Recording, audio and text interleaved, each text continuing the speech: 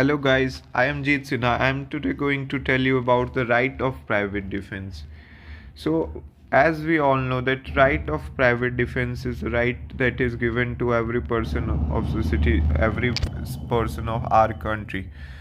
So this right is given basically we know that we can't take just like a quote that हम लोग कानून अपने हाथ में नहीं ले सकते। तो आज हम लोग बात करने वाले राइट टू प्राइवेट डिफेंस के बारे में, और हम लोग जानेंगे कि कब कब ये राइट टू प्राइवेट डिफेंस हो जान लेने तक की स्थिति क्रिएट कर सकता है दूसरे पर्सन की, और इसमें जो पर्सन किल कर रहा है दूसरे पर्सन को वो लाइबल नहीं होगा क्योंकि वो अपने प्राइवेट डिफेंस में कर रहा है। तो आज हम लोग जानेंगे यही आज हम लोग जानेंगे आईपीसी के सेक्शन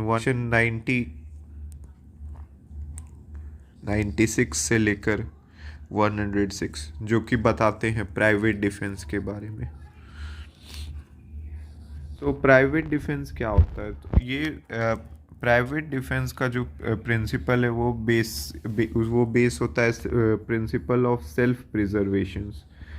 ये माना जाता है कि एक इंसान अपने आप को खुद की रक्षा कर सकता है। अगर जैसे कि एक इंसान सेल्फ प्रिजर्वेशन जो होता है वो एक किसी भी ह्यूमन बीइंग का प्राइम इंस्टिंक्ट होता है। This is the prime instinct in any human beings. We all know that survival is our almost is the important part. Survival is the biggest thing we are living. We know that the fittest survive, and self preservation is very important. क्योंकि हर situation में police और जो state है वो आपको protect नहीं कर सकती है, क्योंकि पुलिस हर जगह नहीं हो सकती। कहीं आपको खुद ऐसा खतरा महसूस हुआ तो आपको खुद भी प्रोटेक्ट करने खुद को आना चाहिए, जो कि सेल्फ डिफेंस भी है। और आपको आज मैं बताऊंगा इस 96 सेक्शन 96 से लेकर 106 में प्राइवेट डिफेंस जो होता है वो किस किस तरह का होता है, ये किन्हें मिल सकता है, क्या कब हम लोग इस राइट का इस्तेमाल कर सकते हैं, और किन किन लोगों पर ये राइट और क्या इसके लिमिटेशंस है इस राइट के, और किस चीज़ों पर हम लोग ये right of private defence apply कर सकते हैं। तो हम लोग पहला जो सेक्शन 96 है आईपीसी का वो स्टेट करता है कि things done in private defence, nothing is an offence which is done in exercising of private defence. तो ये सेक्शन बहुत ही सिंपल है जो कि बोलता है कि कुछ भी ऑफेंस नहीं है जो कि प्राइवेट डिफेंस में किया जाता है। Nothing is a offence done in private defence.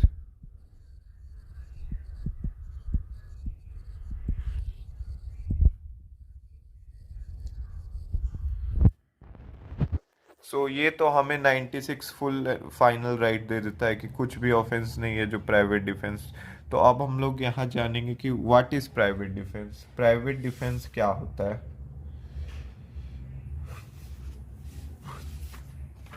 तो अब जो प्राइवेट डिफेंस है, ये प्राइवेट डिफेंस होता है कि आप अपना आत्मरक्षा करना।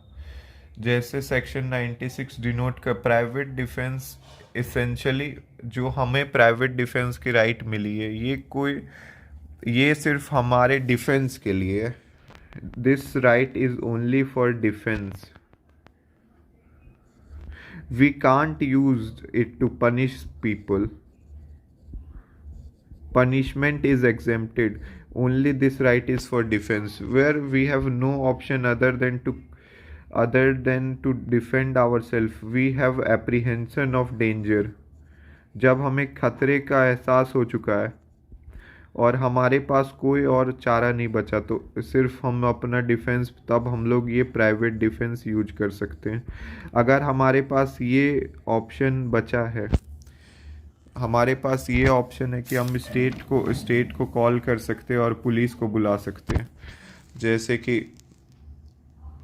102 जो आपकी बात 102 सेक्शन 102 ऑफ आईपीसी ये स्टेट करती है कि commencement and continuance of right of private defence of body. So ये यहाँ पे बताती है कि द राइट ऑफ जो प्राइवेट डिफेंस है of commences as soon as reasonable apprehension of danger to body arises from attempt or threat to commit the offense through the offense may not have been committed, and it continues as long as the apprehension of danger of body continues. सो ये right हमारे पास तब तक है जब तक हमें danger का apprehension है, और ये तुरंत ही ख़त्म हो जाता है डेंजर के साथ। जैसे ही डेंजर ख़त्म हुआ वैसे ही हमारी ये राइट ऑफ प्राइवेट डिफेंस भी कंप्लीट। प्राइवेट डिफेंस हमारे कोई यूज़ का नहीं है उस टाइम, हमें सिर्फ डेंजर में ही हम यूज कर सकते हैं ये सेक्शन का।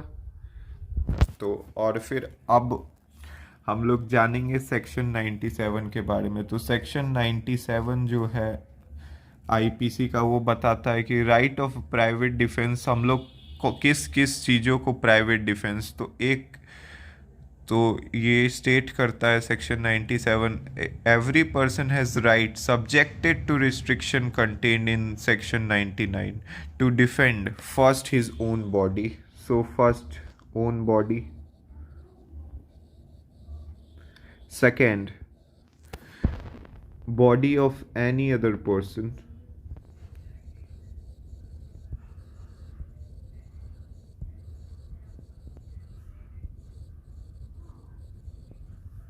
body of any other person.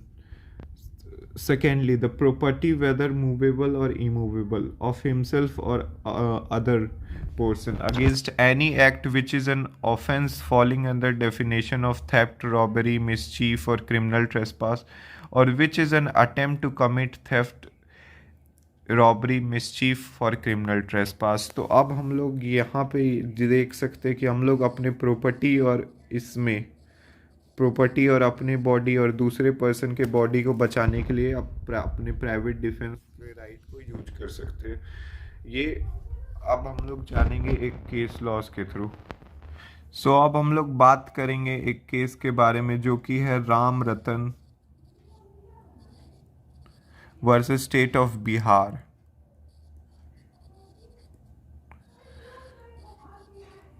इस केस में ये हुआ था, जो कंप्लेनेंट था उसकी उसकी जो गाय थी, गाय भैंस बकरी जो भी वो पाला करता था, ऑल द कैटल्स, कुछ कैटल्स, ऑल द कैटल्स नहीं सॉरी, कुछ कैटल्स उनकी दूसरे आदमी के फील्ड पे चली गई, जिसे कह सकते हैं trespass, trespass in other field. So अब जो एक्यूज्ड पार्टी थी उसने अब कैटल्स को कैप्चर कर लिया और एक अपने कंपाउंड में रख लिया। तो अब ये जो कंप्लेनेंट पार्टी थी जिनकी कैटल थी, वो उनके घर गए एक्यूज्ड के, और उनके घर में वो जाके लगभग बहुत नंबर में लोग वो ले गए, इतने नंबर में लोग ले गए और सबके पास तलवार था। तो अब तलवार थी, किसी के पास लाठी थी। तो अब इसे देखकर जो जिसने कैटल को कैप्चर किया था उसे अब ये शंका हो गया कि ये मुझे मार देगा। तो अब ये आदमी जो है ये इसको हर्ट पहुंचा सकता है। ये हम लोग को डिफेंस अपने राइट मिला है, क्योंकि हम लोग को इससे एप्रीहेंशन ऑफ डेंजर है, इस पर्सन को इससे एप्रीहेंशन ऑफ डेंजर है।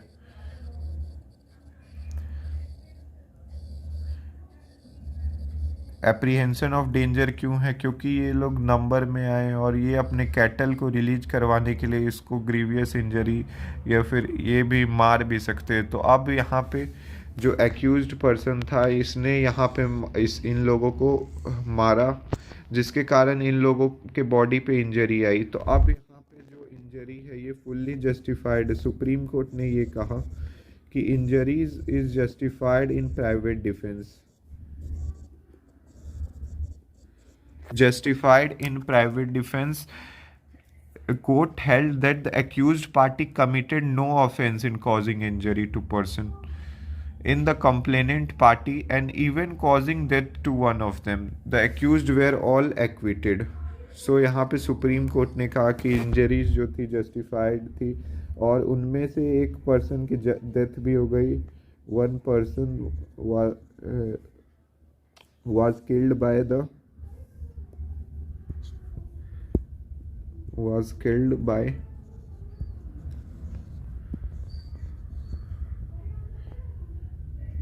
this person who captured the cattle, the accused person. So all the killed by accused, but accused were acquitted. They were given free to, they were given, उनको रिहाई दे दी गई, और उनके सज जो भी है उन पे कोई केस नहीं हुआ, क्योंकि वो उन्होंने जो भी किया था एक गुड फेथ में किया था और अपने प्राइवेट डिफेंस के लिए किया था। तो अब हम लोग आगे बढ़ते हैं। अब हम ये जानेंगे कि ये राइट किसको मिल सकता है। आपको इस राइट को अवेल करने के लिए पहले ये हम लोग जानेंगे क्या जो एग्रेसर है उसको ये राइट मिल सकता है। Does aggressor have right of private defence?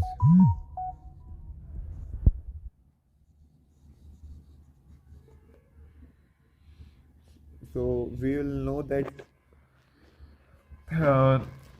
when a person who is attacked by accused is not an aggressor, no right of private defense can be claimed by accused.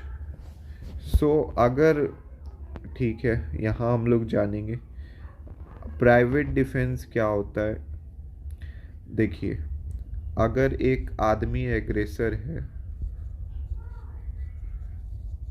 वो आप पे attack कर रहा है, तो आप प्राइवेट डिफेंस ले सकते हैं।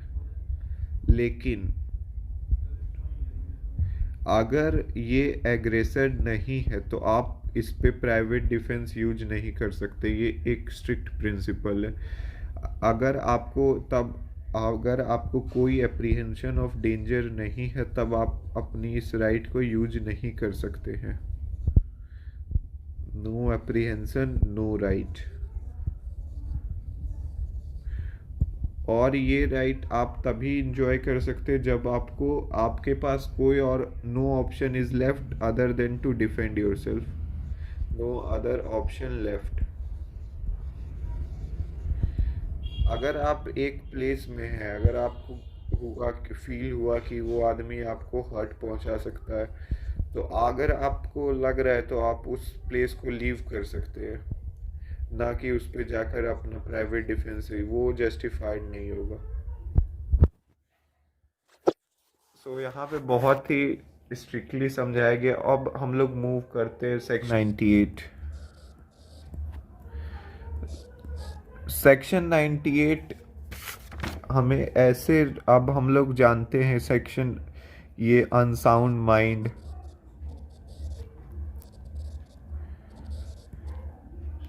Child, person with no maturity,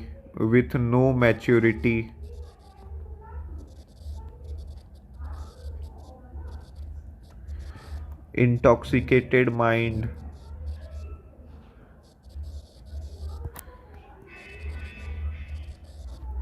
all these person are exempted from offense.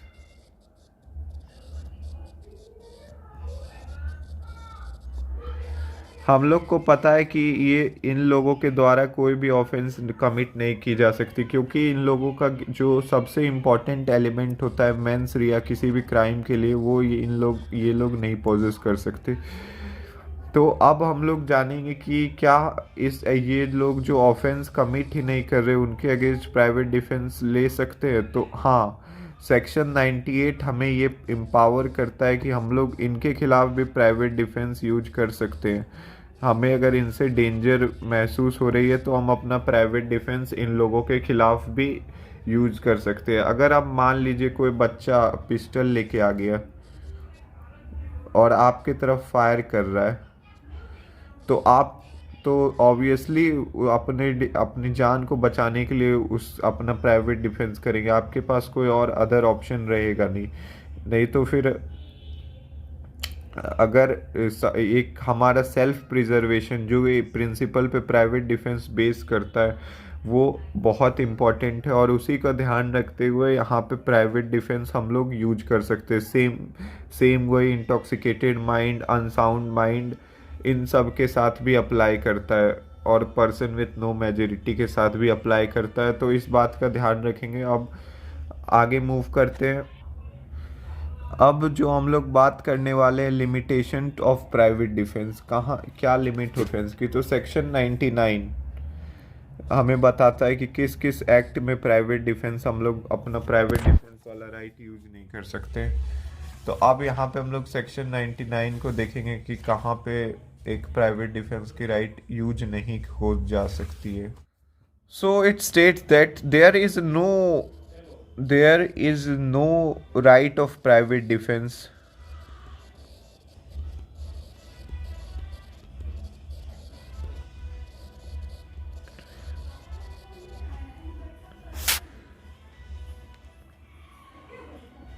which does not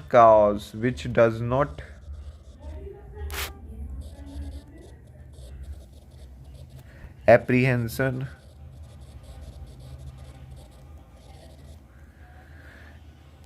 which does not cause apprehension of death or grievous hurt.